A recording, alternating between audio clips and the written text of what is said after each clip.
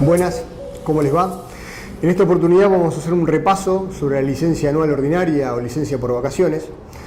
Esta licencia es una licencia anual remunerada que está dentro de los descansos que se otorgan al trabajador.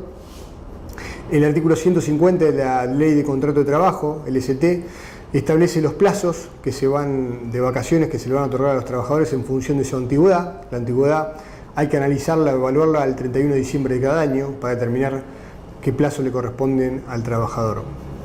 Aquellos trabajadores que tengan menos de 5 años de antigüedad le van a corresponder 14 días corridos de vacaciones. Quienes tengan más de 5 años de antigüedad en la empresa, pero menos de 10, le corresponderán 21 días de vacaciones. Aquellos que tengan más de 10 años, hasta un máximo de 20, le corresponden 28 días de vacaciones en días corridos. Y los que tengan más de 20 años de antigüedad en la empresa, le corresponderán 35 días corridos de vacaciones. Esto es lo que establece la LST en su artículo 150. No obstante, los convenios colectivos o estatutos especiales pueden determinar condiciones más favorables para el otorgamiento de vacaciones. Por ejemplo, establecer las vacaciones en días hábiles y no en días corridos, o determinar que en determinados tramos de estos que vimos recién, en función de la antigüedad, le correspondan más días de los que otorga la Ley de Contrato de Trabajo. Ya dijimos que la evaluación tiene que hacerse el 31 de diciembre de cada año. Esto es que al momento de otorgar las vacaciones tenemos que ver qué antigüedad, independientemente que no estemos en diciembre. Por ejemplo, vamos a ver después la época de otorgamiento, pero si estamos en el mes de octubre y tenemos que otorgar las vacaciones, o antes, en función de la comunicación que tenemos que hacer, que ya la vamos a ver también, podemos definir que si las vacaciones se van a otorgar, por ejemplo, en octubre, de todas maneras tengo que ver qué antigüedad tendría el trabajador el 31 de diciembre para determinar los días que le corresponden en función de lo que vimos recién. La cuestión, para acceder a estos plazos mínimos que establece el artículo 150, para poder acceder a ese derecho, el trabajador tiene que haber trabajado como mínimo la mitad de los días hábiles del año calendario o aniversario. Entonces acá lo que tenemos que analizar es la jornada del trabajador y ver cuándo se cumple esa condición de la mitad de los días hábiles. Si el trabajador trabajó como mínimo, es decir, la mitad de los días hábiles o más, va a tener acceso al mínimo de días que establece el artículo 150, es decir, 14 días corridos. Entonces, en la práctica, a veces lo que solemos hacer es determinar a partir de qué día, para determinar jornada de trabajo, por ejemplo, de lunes a viernes o de lunes a sábados, se cumple esa cantidad de días mínimos a determinar, y aquellos trabajadores que hayan entrado en una fecha posterior a esa, donde se cumple esa condición, ya no van a poder acceder al mínimo de días. Tengamos en cuenta que en el caso de este se van a tomar los feriados como días trabajados, como días hábiles, los días feriados que el trabajador hubiese tenido que prestar tareas, y también se van a computar los días en los que el trabajador esté por licencia por enfermedad o con licencia por ART, o los días en general que el trabajador no haya prestado servicios por causas que no le son imputables. Las vacaciones van a empezar el día lunes o el día siguiente, si el lunes es feriado. En los casos en los que el descanso semanal no sea los domingos, como es lo habitual, para determinadas actividades, bueno, se va a tomar el día siguiente al día de descanso semanal.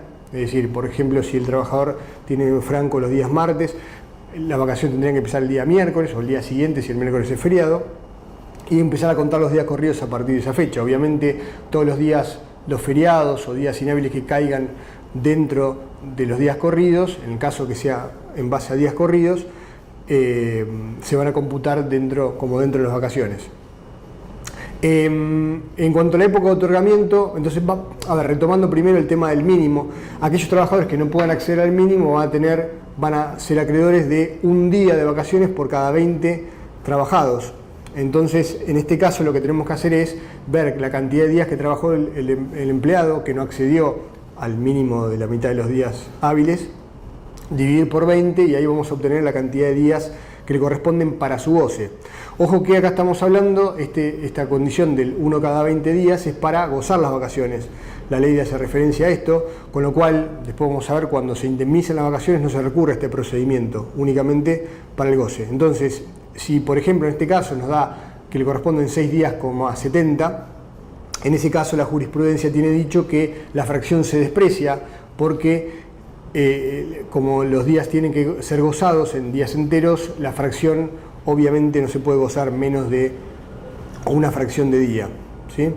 Entonces vamos a hablar ahora cuál es la época de otorgamiento. La ley establece que la época de otorgamiento va a ser entre el 1 de octubre de cada año y el 30 de abril del año siguiente, con lo cual una cuestión que tenemos que considerar es la época de otorgamiento de las vacaciones y cuándo hay que notificarlas. Para determinadas actividades se puede pautar o pactar que se difiera de esta época de otorgamiento en función de particularidades de las actividades que tendrán que ser autorizadas por la autoridad de aplicación o comunicadas, y en esos casos se permitirá que la época de otorgamiento sea en otros periodos.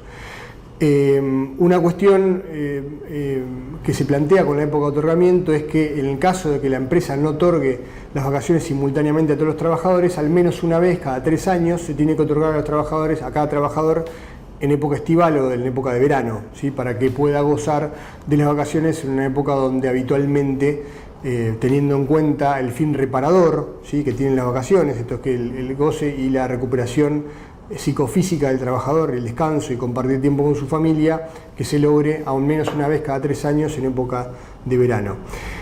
Dijimos que se tiene que comunicar, entonces la comunicación en principio lo que establece la ley que se tiene que hacer 45 días antes del comienzo efectivo de las vacaciones. Hay convenios colectivos, como por ejemplo empleados de comercio, que establece que la notificación tiene que hacerse con 60 días de anticipación, con lo cual otorga un plazo más amplio para el trabajador, que el empleador tiene que cumplir. Y esta cuestión se tiene que plantear teniendo en cuenta que la notificación se va a tener que hacer con anticipación suficiente dentro de la época de otorgamiento que estamos hablando. ¿Qué pasa si el empleador no cumple con otorgar las vacaciones al trabajador? Bueno, la ley le da la posibilidad al trabajador de que le notifique al empleador, ¿sí?, que llegado el caso que no se las haya otorgado, cuándo se va a tomar las vacaciones, lo tiene que notificar fehacientemente, y siempre y cuando, y se toma por ende las vacaciones, siempre y cuando regrese antes del 31 de mayo del año que corresponda. Entonces, acá la ley le da la posibilidad al trabajador de que comunique y se tome las vacaciones en caso que no se las tomó. Entonces, como el fin de las vacaciones o el objetivo es que el trabajador las goce, en principio, después lo vamos a ver, no se podrían acumular periodos a otros subsiguientes o tener vacaciones de años anteriores, ya que el objetivo es justamente gozarlas, y la ley justamente le da esta posibilidad al trabajador al que no se le hayan otorgado las vacaciones de tomárselas por decisión propia, ¿sí? Ahora vamos a hablar de la retribución, cómo se pagan las vacaciones. En principio vamos a hacer una distinción entre los mensualizados y los jornalizados, o los que están remunerados por hora. Aquellos trabajadores mensualizados van a cobrar un sueldo bruto al momento del goce de las vacaciones, o sea, el salario bruto con adicionales por antigüedad o adicionales convencionales que le correspondan por categoría, fijos, dividiendo por 25 ese sueldo bruto. Se toma el sueldo bruto, se divide por 25 y se multiplica por la cantidad de días que le correspondan en función de los plazos que ya vimos según el artículo 150. Esto está establecido en el artículo 155, inciso A. ¿Qué pasa con aquellos trabajadores que están remunerados por hora o jornalizados? En estos casos, la ley establece que se tiene que tomar la cantidad de horas del día anterior al efectivo goce, en la medida que sea representativo y en la medida que no supere las 9 horas como máximo. Ahora, si el trabajador, por ejemplo, hace una jornada habitual de 8 horas y el día anterior la jornada fue de 4 horas, bueno, la ley establece que tiene que tomarse la jornada habitual o legal del trabajador. Entonces se toma la jornada de 8 horas, supongamos en este caso, y se multiplica por el valor hora. Para el caso mensualizado es sencillo, porque suponiendo un sueldo bruto de 25.000 pesos, lo que hacemos es dividir por 25, nos da el valor de una hora, de un día de vacaciones, y eso lo multiplicamos por, supongamos, 14. Eso para el pago, tengamos en cuenta que es un concepto remunerativo que está sujeto a aportes y contribuciones de la Seguridad Social. Y los días que el trabajador no presta tareas por estar de vacaciones, lo vamos a descontar dividiendo por 30, con lo cual vamos a tomar esos 25.000 pesos, los dividimos por 30, lo cual nos va a dar un valor diario menor al hecho de dividir por por el denominador 25, con lo cual ahí se va a producir el famoso plus vacacional, que es justamente este plus por dividir las vacaciones según lo que establece el artículo 155 y genera ese acrecentamiento o diferencia con respecto a los días no trabajados. En el caso del jornalizado esto no se da, pero como el jornalizado va a cobrar en función de los días trabajados, se da el caso que en el periodo vacacional va a cobrar los días corridos, incluyendo aquellos días donde habitualmente no presta servicios. Por ejemplo, si trabaja de lunes a viernes o de lunes a sábado, si multiplicamos el valor hora por la cantidad de horas y por 14 días corridos, va a haber en esos 14 días corridos, obviamente, días en los que habitualmente no presta tareas. Y con respecto a las remuneraciones variables, tenemos que tener en cuenta que se va a hacer un promedio de las remuneraciones variables en aquellos trabajadores que cobren remuneraciones variables, esto es horas extras, comisiones o cualquier otros premios o adicionales por productividad o que sean de naturaleza variable. Se va a tomar el promedio de los últimos 6 meses anteriores al momento del efectivo goce. Tengamos en cuenta que las vacaciones, el pago de las vacaciones se tiene que hacer efectivo al momento del inicio de las mismas. Se podría pactar en algún caso, de hecho se hace en la práctica, que el trabajador las cobre junto con el sueldo mensual, ¿sí? Pero lo que establece la ley es que se paguen al inicio de las vacaciones para que el trabajador cuente con el dinero para gozar de sus vacaciones.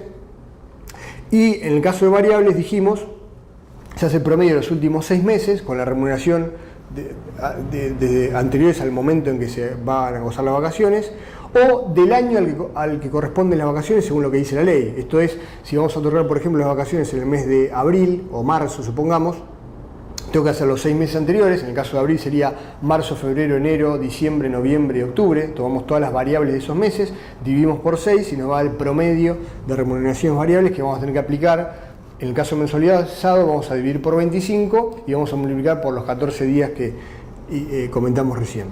Ahora, en el caso de lo que establece la ley, si las vacaciones se otorgaron en abril, la ley hace eso de comparar los últimos 6 meses con el año que corresponde a las vacaciones a opción del trabajador. Obviamente el trabajador va a optar la que sea más alta de las dos, pero tengan en cuenta que acá al hablar del año que corresponde a las vacaciones vamos a tener que tomar de enero a diciembre del año anterior. ¿Sí? Si estamos, por ejemplo, vamos a otorgar las vacaciones en abril del 2018 por el periodo laborado 2017, vamos a tener que tener en cuenta la antigüedad que tenía el trabajador al 31 de diciembre de 2017, pero como las vacaciones las vamos a otorgar en abril de 2018, la comparación va a tener que hacer con los últimos 6 meses, marzo, enero, febrero, diciembre, noviembre y octubre de 2018 y 2017, y todo el año 2017, ¿sí? De remuneraciones variables. Esa es la comparación que hacemos del promedio y vamos a tomar el mayor.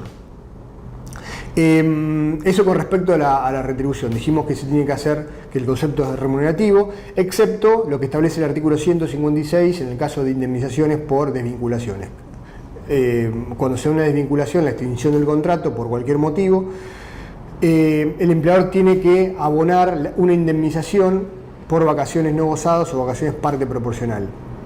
Acá la metodología de cálculo es la misma, o sea, tenemos que tomar la remuneración al momento de la extinción del contrato, ¿sí? Con todos los adicionales que correspondan.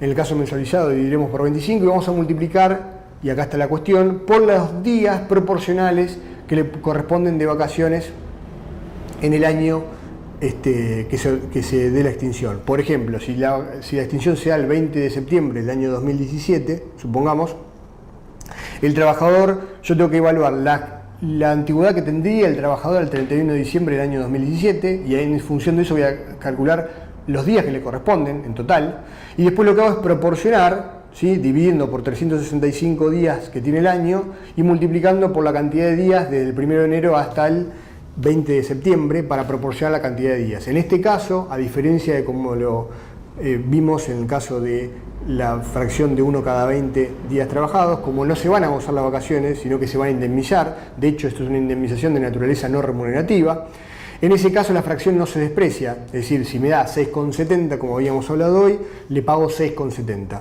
Tengamos en cuenta que también hay que integrar esta indemnización con el SAC proporcional, con el aguinaldo proporcional.